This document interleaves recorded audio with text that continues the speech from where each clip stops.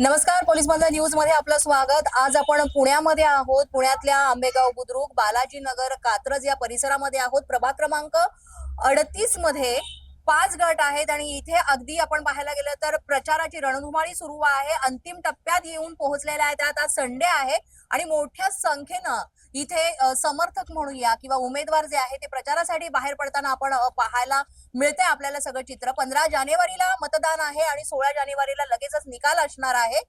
पुण्यामधलं वातावरण सध्या आपण पाहायला गेलं तर अगदी मोठं तापलेलं वातावरण पाहायला मिळत आहे आणि इथेच प्रभाग क्रमांक 38 मधनं अ ब क ड ई असे भाजपचे अधिकृत 5 उमेदवार उभे राहिलेले आहेत आणि यामध्ये 38 ड मधनं भाजपच्या अधिकृत उमेदवार आहेत प्रतिभाताई रोहिदास चोरघे। तर त्यांच्या सुद्धा समर्थनार्थ इथे या सोसायटीमध्ये ही भेट दिलेली आहेत। आपल्या सोबत आहेत युवा शेतकरी संघटनेचे अध्यक्ष आहेत, सामाजिक कार्यकर्ते आहेत बापू चोरगे, रोहिदास चोरगे। तर त्यांच्याशी आपण संवाद पहिल्यांदा साधणार आहोत की कशा पद्धतीने त्यांचा प्रचार सुरू आहे आणि कशा पद्धतीने ते विजन बघतायत विकासाचं। आज आपण या 38 नंबर प्रभागामध्ये फिरत असताना लोकांच्या ज्या मूलभूत गरजा आहेत त्याच्यावरतीच आपण फोकस करतोय। कारण आपण इथं जर पाहिलं 38 नंबर प्रभागामध्ये पाण्याची खूप मोठी समस्या आहे। पाण्याचा प्रश्न आहे, ड्रेनेजचा प्रश्न आहे, आरोग्याचा प्रश्न आहे, साफसफाई नाही आहे प्रभागामध्ये, लाईटचा प्रश्न आहे। आणि आपण जर तसा विचार केला तर आपण हा जो पुण्याचा दक्षिण द्वार आहे या दक्षिण द्वारामध्ये आतापर्यंत भारतीय जनता पार्टीची सत्ता किंवा इथला नगरसेवक कधी झाला नाही। त्यामुळं हा भाग विकासापासून कायमच वंचित राहिला आहे असं मला हे चित्र दिसतंय। कारण नागरी वस्ती प्रचंड प्रमाणात वाढली, पण त्या प्रमाणात ज्या काही लोकांना ज्या काही नागरी सुविधा मिळायला हव्या होत्या पण त्या मिळाल्या नाहीयेत। आणि इथले जे या अगोदरचे जे काही राजकारणी लोक आहेत, नेते मंडळी, त्यांनी दूरदृष्टीचा अभाव त्यांच्याकडे दिसून येतो आपल्याला। आणि त्याच्यावरतीच कारण मी स्वतः एक सर्वसामान्य कुटुंबातून येतो। माझं कुठलाही राजकीय वारसा नसताना एक मंडळाच्या माध्यमातून सामाजिक काम करत असताना महानगरपालिकेचं इलेक्शन करायचं असं सुचलं। कारण लोकांच्या अडचणी आणि प्रश्न हे पाहून मनामध्ये एक वाईट वाटायचं की आपण ह्या लोकांना आपण प्रत्येक वेळी निवडून देतो, आश्वासनं देतात, पण लोकांची कामं करत नाहीत। आणि प्रचंड मनामध्ये एक असंतोष असायचा या राजकारणी लोकांबद्दल।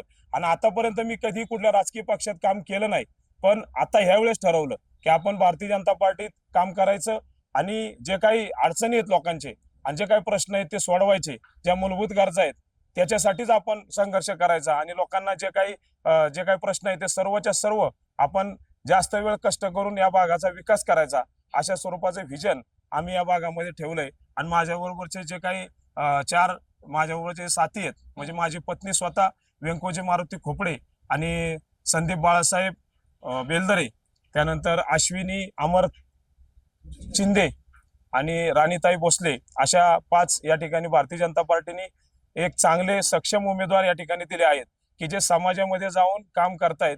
या ठिकाणी राणीताई यांनी अगोदर नगरसेविका म्हणून काम पाहिलंय, पण जे बाकीचे सर्वच्या सर्व उमेदवार आहेत ते नवखे आहेत।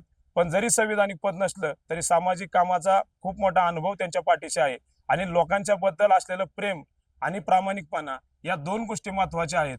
आणि काम करण्याची इच्छाशक्ती, याच्या जीवावरतीच आम्ही भविष्यात या भागाचा कायापालट केल्याशिवाय राहणार नाही। आपण विचार करतो की महानगरपालिकेला इथला प्रत्येकच फ्लॅटधारक या ठिकाणी कर स्वरूपात त्या ठिकाणी आपले पैसे देत असतो आणि त्यांना जर या प्राथमिक गरजा आहेत की ज्याच्यामध्ये त्यांना जर ती अडवणूक होत असेल, मिळत नसतील त्या, तर मग ती मोठी म्हणजे नाही का चिंतेची बाब आहे। आणि लोक मोठ्या प्रमाणात टॅक्स भरतायत आणि त्यांना कुठल्याच सुविधा मिळत नाही। म्हणजे पाण्यासाठी आज ह्या सोसायट्यांमध्ये 50-50, 60-60 लाखाचे फ्लॅट लोक घेतात किंवा 1-1, 1.5 कोटीचे फ्लॅट घेत आहेत, पण त्या ठिकाणी त्यांना वर्षाला 2-2, 3-3 लाख रुपये मेंटेनन्स भरावा लागतो। कशासाठी? तर फक्त पाण्यासाठी। कारण आपण सर्रास पाहिलं तर सगळ्याच ठिकाणी पाण्याचे टँकर चालू आहेत। म्हणजे राजकारणी जे काय आहेत त्यांच्या मनामध्ये थोडे तरी माणुसकी या ठिकाणी असायला हवी होती।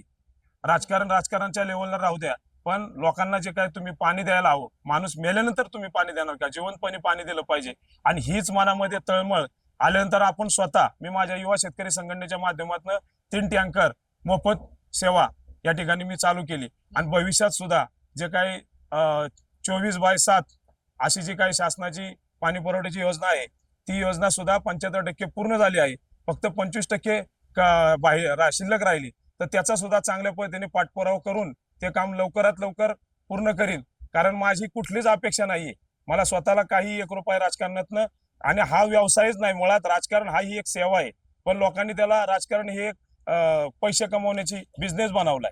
मला तो ट्रेड चेंज करायचा आहे. मला फक्त सेवा करायची. 5 वर्षानंतर मला जर हे पटलं तर मी करीन, नाही तर मी माझा स्वतःचा काही पण गावाकडे जाऊन शेती करेन आणि कामधंदा करेन. मला काही फरक पडत नाही. माझी कुठलीही अपेक्षा नाहीये की राजकारणातनं मला भरपूर काही संपत्ती कमवायची. पण मला लोकांच्या मनामधले ज्या काही प्रश्न आहेत, अडचणी आहेत, त्या नक्की सोडवायच्यात.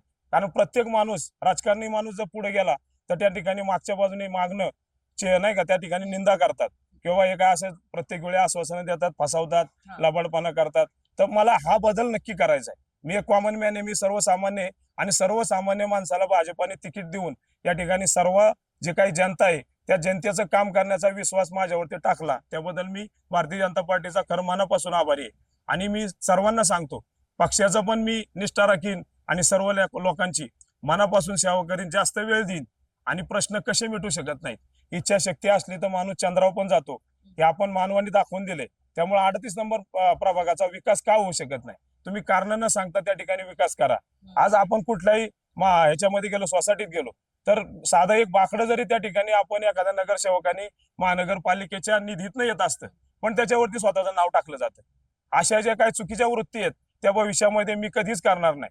मी माझे बॅनर सुद्धा वाढदिवसाचे वगैरे कुठं लावणार नाही. हा होल्डिंग असेल, महत्वाचे काही ठिकाणी खरंच गरजेचं आहे त्या ठिकाणी महानगरपालिकेचा मान्यता प्राप्त जे होल्डिंग असतील त्या ठिकाणी मी लावीन, पण गरज असेल तर. नाहीतर सोशल मीडियाच्या माध्यमातून आपण भरपूर काही लोकांना सूचना करू शकतो किंवा आपले जे काय आपण कामं केले त्या ठिकाणी मांडू शकतो. पण मी पुणे शहराचा प्रकल्पना, स्वच्छतेच्या बाबतीत मला असं स्वतःची अशी संकल्पना आहे की आपण ज्यावेळेस एअरपोर्टला जातो त्यावेळेस तिथली जी काय शौचालय पाहतो तशा स्वरूपाच्या आपल्या प्रभागामध्ये शौचालय असावेत. आणि असं स्वप्न मी स्वतः पाहतो आणि ते पूर्ण केल्याशिवाय राहणार नाही. कारण लोक माझ्यावरती प्रचंड प्रेम करतात, त्यांचं माझ्याकडनं जास्त अपेक्षा आहे आणि मी त्या अपेक्षाला कुठेही तडा जाऊन देणार नाही. मी जास्त प्रमाणात काम करेन. छत्रपती शिवरायांचा मावळा आहे, त्यामुळं शिवाजी महाराजांनी जसं रयतेसाठी काम केलं, 365 किल्ले घेतले, पण कधी भोसल्यांचं कुठल्याही घरातलं कोणाचंच नाव नाही दिलं, वडिलांचं नाही दिलं, स्वतःचं नाव नाही दिलं. कोणी विचारलं नसतं. राजेशाही होती त्यावेळेस, काही लोकशाही नव्हतं, कोणी आंदोलन नसतं केलं. महाराजांनी कुठल्याही किल्ल्याला स्वतःचं नाव दिलं असतं किंवा संभाजी महाराजांचं नाव दिलं असतं तर कोण उपोषणाला बसलं नसतं. पण त्या ठिकाणी महाराजांची संवेदनशीलता आणि लोकांवर असलेलं प्रेम म्हणून ते स्वराज्य होतं. आणि तसं स्वराज्य मला, तशी शिवशाही मला या 38 नंबर प्रभागात आणायची आणि त्यासाठी तडफड करायची. मला बाकी माझा ह्याच्यामध्ये कुठलाच हेतू नाही. मी ग्रामीण भागात येतो, माझ्या गावाला जेडपीचं इलेक्शन मी अगदी सहज जिंकला असतो, सगळ्या लोकांनी मला बिनविरोध दिला असतं. पण मला या भागातल्या अडचणी आणि लोकांचे प्रश्न दिसत आहेत, त्याच्यामुळे मला हे इलेक्शन करायचे. सुरुवातीच्या काळात मला बऱ्याचशा लोकांनी सांगितलं की तुला तिकीट मिळेल का, अडचणी सांगितल्या. पण मी माझ्या कर्तृत्वावरती मी सगळं माझा आरसा टोटल दाखवला आणि त्या ठिकाणी लोकांच्या बद्दल मी काय करू शकतो हे मी या राजकीय पक्षांना दाखवून दिलं. त्यामुळे आज मला भारतीय जनता पार्टीचं तिकीट मिळतंय आणि ते माझ्या पत्नीला मिळाले. आणि तो जे विश्वास आहे त्याच्याद्वारे आणि लोकांनी दाखवलेल्या प्रेमाद्वारे आणि पाठिंब्याद्वारे मी नक्कीच चांगलं काम करीन. एवढंच तुमच्या या माध्यमातून मी प्रथमतः विरोधकांबद्दल एवढंच सांगल की त्यांचा अनुभव खूप मोठा आहे. ते वारंवार या भागातून निवडून आलेले आहेत, पण त्यांच्याकडे दूरदृष्टी नाहीये. त्यांच्या मनामध्ये लोकांच्या बद्दल संवेदनशीलता नाहीये. ते प्रत्येक वेळी लोकांना हात जोडतायत आणि फसवतायत आणि परत 5 वर्ष तोंड दाखवत नाही. त्याच्यामुळे आता मतदार राजाने सुद्धा जागा व्हायला पाहिजे आणि त्यांनी सुद्धा स्वतः आत्मकेंद्रित व्हायला पाहिजे आणि विचार करायला पाहिजे की आपण लोकांची कामं केल्याशिवाय इथून पुढे इलेक्शनला आपण सामोरे जाऊ शकत नाही. तुम्ही स्वतः कुटुंबाचा 3-4 पिढी पुढचा विचार करता आणि एवढी दंदौलत कमवून ठेवता, त्याच्यापेक्षा प्रभागात पुढच्या 50 वर्षात काय अडचणी निर्माण होऊ शकतात, या भागामध्ये नागरीकरण वाढणार आहे हे तुम्हाला काय माहित नव्हतं का? माहित होतं. मग तशा स्वरूपाच्या नागरिक सुविधा या भागामध्ये व्हायला पाहिजे होत्या. महाराजांनी राज्याभिषेक केला त्यावेळेस गडावरती हत्ती आणला होता. ते बरेचसे फॉरेनर होते, ते म्हणले की हत्ती कसा काय गडावर आला, पण महाराजांनी 3 वर्ष अगोदर तो हत्ती आणून ठेवला होता. अशी दूरदृष्टी असायला हवी आणि ती दूरदृष्टीचा अभाव मला या भागामध्ये आपल्या 38 नंबर प्रभागात जे कोणी राजकारणी लोक पुढारी म्हणून काम करतायत त्यांच्याकडे दिसत नाही. आणि चांगल्या मोठ्या पद्धतीने मोठे मोठे रस्ते करायला हवे होते. आज ट्रॅफिकची समस्या, लोकांना इथनं खाली जायचं म्हणलं स्वारगेटला तर कंटाळतात लोक, म्हणजे अत्यावश्यक काम असेल तरच जात आहेत. म्हणजे अशा स्वरूपाची समस्या आहे. जर गावाला जायचं म्हणलं तर 15-20 मिनिटात आपण आज गावाला जातो, पण इथून स्वारगेटला जायचं म्हणलं तर तेवढा वेळ लागतो. म्हणजे बऱ्याचशा समस्या आहेत. तर ह्या समस्या सगळ्या सोडवायच्या असेल तर त्या ठिकाणी संवेदनशीलता असायला हवी आणि त्याच्यासाठी त्या जे काही पुढाऱ्यांना आपण भविष्यात आपल्याला राजकारण करायचं किंवा इलेक्शनला सामोरं जायचंय असं जर वाटत असेल तर त्यांनी लोकांमध्ये जाऊन काम करायला शिका आणि लोकांच्या अडचणी समजून घ्या. लोक काय काय पद्धतीने राहतात. शौचालयाचे आपण ड्रेनेजची लाईन पाहिली आज वरती जैन मंदिरावर दाराच्या समोरनं वाहत जाते. ते लोक मजबुरी म्हणून राहतात तिथे. त्यांच्या मनामध्ये काय असेल. तुम्ही 5 वर्षांनी त्यांच्याकडे जाता, हात जोडता, 4 रुपये देता, त्यांच्या तोंडावर मारता आणि इलेक्शन जिंकता तुम्ही. हा तुमचा फालतू आत्मविश्वास तुम्ही काढून टाका. आणि जी काही जनता आहे ना ती जनतेने पण आज त्यांना आहे ना त्यांची जागा दाखवून द्या. कारण 5 वर्षांनी डॉक्टर बाबासाहेब आंबेडकरांनी संविधानाप्रमाणे आपल्याला 5 वर्षांनंतर एकदाच मतदान करण्याचा अधिकार दिलाय. त्यामुळे आता जर चुकलं आपण तर 5 वर्ष ह्याच लोकांना जेलायचे.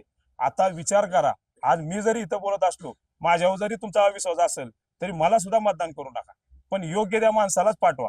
12,000 कोटीचं पुणे महानगरपालिकेचं बजेट असतं. आज या भागामध्ये भरपूर काम करण्यासारखं आहे. अगदी मी म्हणतो रात्रीचे 4 तास झोपून जरी काम केलं, फक्त 4 तास झोपायचंय म्हणजे 24 तासात 4 तास झोपून 20 तास जरी काम केलं तरी काम आवरणार नाही, उरकणार नाही. अशा स्वरूपाची म्हणजे कुठलीच कामं केलेली नाही. आहे ते सर्व पेंडिंग राहिलेले आहे. त्याच्यामुळे चांगलं काम करायचंय आणि त्यांनी सुद्धा विचार करायला पाहिजे की आपल्याला इलेक्शन करायचं तर लोकांमध्ये जाऊन काम करा आणि लोकांनी सुद्धा जागृत व्हायला पाहिजे. जर आपण चांगला उमेदवार पाठवला तरच आपली कामं होऊ शकतात. न्यूजच्या बातमीपत्रात आज इतकंच. तुम्हाला आमचं बातमीपत्र कसं वाटतंय याबाबत अवश्य अभिप्राय कळवा. यासाठी पोलीस माझा न्यूजचं युट्यूब चॅनल सबस्क्राईब करा. तसंच आमचं फेसबुक, इंस्टाग्राम आणि ट्विटर अकाउंट फॉलो करा. अधिक माहितीसाठी आमच्या www.polismazhanews.com या वेबसाईटला भेट द्या. आमचे अधिकृत प्रतिनिधी व्हायचं असेल तर स्क्रीनवर दिलेल्या क्रमांकांवर आजच संपर्क